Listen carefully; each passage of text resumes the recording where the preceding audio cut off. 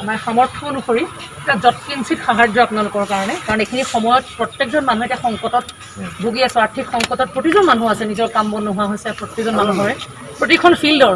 কিন্তু যিহেতু যতীন আৰু মই আজি দীৰ্ঘদিন ধৰি থিয়েটাৰৰ লগত জড়িত হৈ আছোঁ, বিজুদা এটা সময়ত থিয়েটাৰৰ লগত যথেষ্ট ঘনিষ্ঠ আছিলে, গতিকে বিজুদাৰ পৰিয়ালৰ তৰফৰ পৰা তেওঁলোকে প্ৰথম ইনিচিয়েটিভটো লৈছিলে যে থিয়েটাৰৰ যিসকল গ্ৰাউণ্ড লেভেলৰ মানুহ, যিখিনি আমাৰ কাৰিকৰী শিল্পীসমূহ, তেওঁলোকক উদ্দেশ্যি এই অকণমান যৎকিঞ্চিত সাহায্য আমি দিবলৈ আগবাঢ়িছোঁ। আৰু আটাইতকৈ মানুহখিনিৰ সম্পূৰ্ণ ঠিকনাটো গোটোৱাটোহে বৰ ডাঙৰ আমাৰ কাৰণে সমস্যা হৈছিলে। গোটেই যিহেতু অসম ব্যাপী মানুহখিনি আছে, গতিকে আমি প্ৰযোজকসকলে যথেষ্ট সহায় কৰিছে আমাক, তেওঁলোকৰ ফালৰ পৰা আমি যিমানখিনি নাম পাইছোঁ সেইখিনি আমি অন্তৰ্ভুক্ত কৰিছোঁ ইতিমধ্যে লিষ্টত। প্ৰথমতে আজি পাঠশালাৰ পৰা আমি আৰম্ভ কৰিছোঁ, আৰু অনাগত দিনত বিভিন্ন জিলাই জিলাই গৈ যদি আমি এনেকৈ নিজৰ হাতে দিব নোৱাৰোঁ, আমি প্ৰশাসনৰ ফালৰ পৰা হ'লেও বা ব্যৱস্থা কৰি ঘৰে ঘৰে অন্ততঃ দিয়াৰ ব্যৱস্থাটো আমি কৰিম। আৰু আমি এটা ফোন নম্বৰো দিছোঁ, আমাৰ ফেচবুক পেজৰ যোগেদি যতীনৰ মোৰ এনেকৈ আমি চাৰ্কুলেটো কৰিছোঁ। আপোনালোকৰ বন্ধু বান্ধৱ যদি বেলেগ বেলেগ ডিষ্ট্ৰিক্টত থাকে, তেওঁলোককো ক'লে হ'ল যে সেই ফোন নম্বৰটোত ফোন কৰি নাম, এড্ৰেছ, জিলা, সেই ফোন নম্বৰ সেইখিনি যদি আমালৈ পঠিয়াই দিয়ে, অনাগত দিনত আমি সেই জিলাসমূহত গৈ বিতৰণ কৰিবলৈ আমাৰ কাৰণে সুবিধা হ'ব। যিখিনি মানুহ আমি সংগ্ৰহ নাই, তেওঁলোকক যিহেতু আমি গম পোৱা নাই, গতিকে তেওঁলোকে এই ফোন নম্বৰ আৰু যতীনে গোটেই কথাখিনি ক'লে, গতিকে বিজু ফুকনৰ ন্যাসৰ ফালৰ পৰা আমি আটায়ে মিলি মানে যৎকিঞ্চিতভাৱে আপোনালোকক কিবা এটা হাতত উঠাব বিচাৰিছোঁ।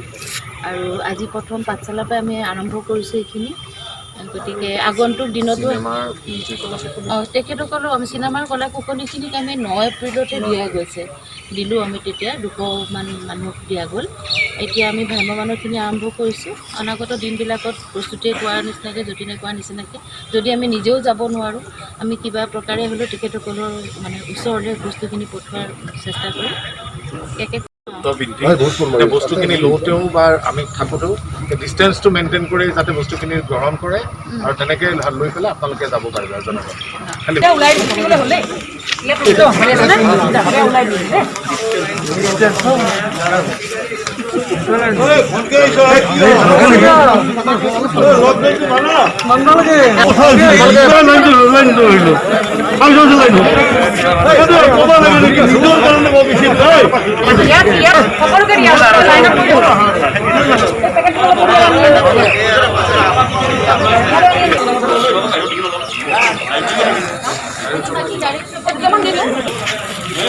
ৰবা এতিয়া সেইটো লৈছোঁ, তুমি যাওঁ ৰবা, এইটো নহয় তাৰপিছত তুমি আহা, তাৰপিছত তুমি যাওঁ এতিয়া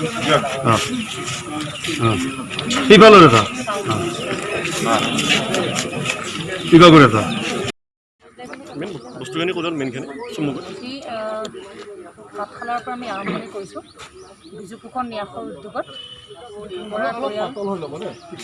প্ৰাগ নিউজৰ স্বত্বাধিকাৰ সঞ্জীৱ নাৰায়ণ দেৱ, তেখেত, মই, আমি আটায়ে মিলি ভ্ৰাম্যমান থিয়েটাৰৰ লগত জড়িত হৈ থকা যিসমূহ কলা কুশলী আছে তেওঁলোকক এটা যৎকিঞ্চিত সাহায্য দিয়াৰ প্ৰচেষ্টা আৰম্ভ কৰিছোঁ। আৰু এই কলা কুশলীসকল আচলতে অসমৰ বিভিন্ন জিলাত বিস্তৃত হৈ আছে। তেওঁলোকৰ নামসমূহ সম্পূৰ্ণ ঠিকনা গোটোৱাটো বৰ টান কাম আচলতে। তথাপিতো আমি এতিয়ালৈকে প্ৰায় 400ৰ ঊৰ্ধত মানুহৰ সন্নিৱিষ্ট কৰিছোঁ লিষ্টত। আমি এটা ফোন নম্বৰ দিছোঁ, সেই ফোন নম্বৰটোৰ যোগেদি তেওঁলোকে নিজৰ নিজৰ নামসমূহ দিব পাৰিব, এড্ৰেছসমূহ দিব পাৰিব।